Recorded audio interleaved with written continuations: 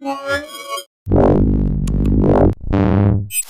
I'm Roland with Mobile Geeks, and this is our quick unboxing of the Samsung Galaxy S5. So the S5 comes in this typical standard, nowadays standard Samsung box in this kind of wooden look, and yeah, it's based on the newest technology that's available. So we have a Qualcomm Snapdragon 801 in here, combined with 2 gigs of RAM and a 5.1-inch Full HD screen.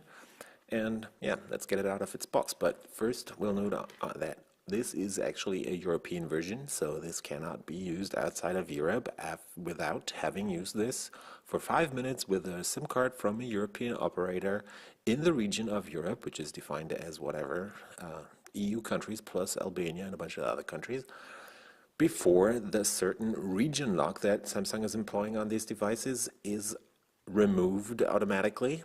And yeah, the reason for that is still unclear, but we're guessing that Samsung is trying to stick to some contracts or has at least struck some contracts with European operators that are pre-installing stuff, and they just want to make sure that those guys make their money.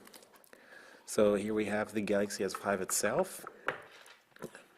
Pretty good looking already. Has his new plastic bag with these dimples on here. This is the black version, or charcoal, that's what they're calling it, wrapped up in foil. So we have these chrome looking plastic rims around the device. And yeah, let's put it aside for a second and dive deeper into the box. So we have the quick user manual, just tells you how to set up the device and get started.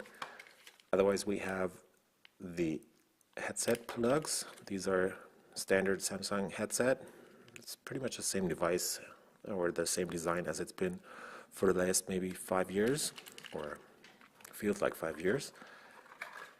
Down here we have the micro USB adapter cable. So this is just a standard micro USB cable, and the corresponding power adapter comes right here, standard USB port right there, and the charging power of 2.0 ampere.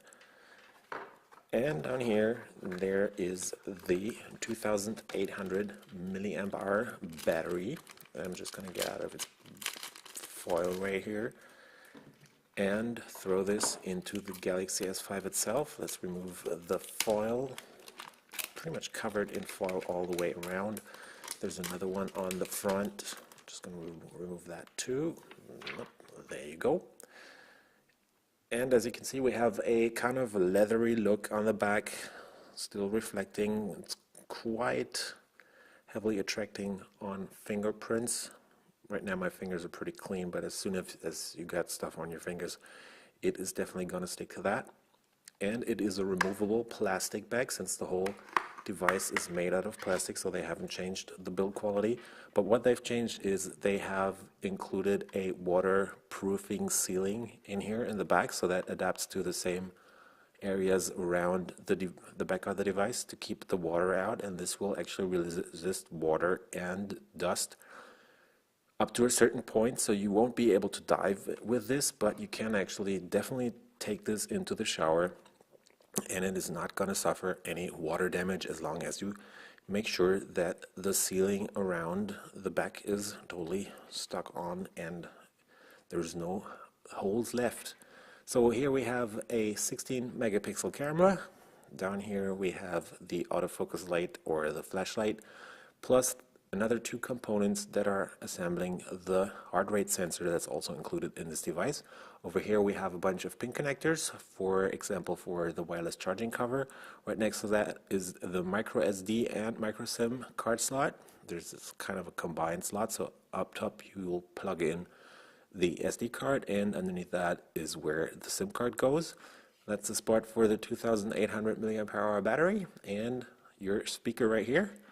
On the bottom you get a micro USB 3.0 port, but Samsung is not putting a cable or a compatible cable in here. You can just use the charging cable for this part of the plug right there, and you'll need a separate cable for using the data speeds that USB 3.0 offers.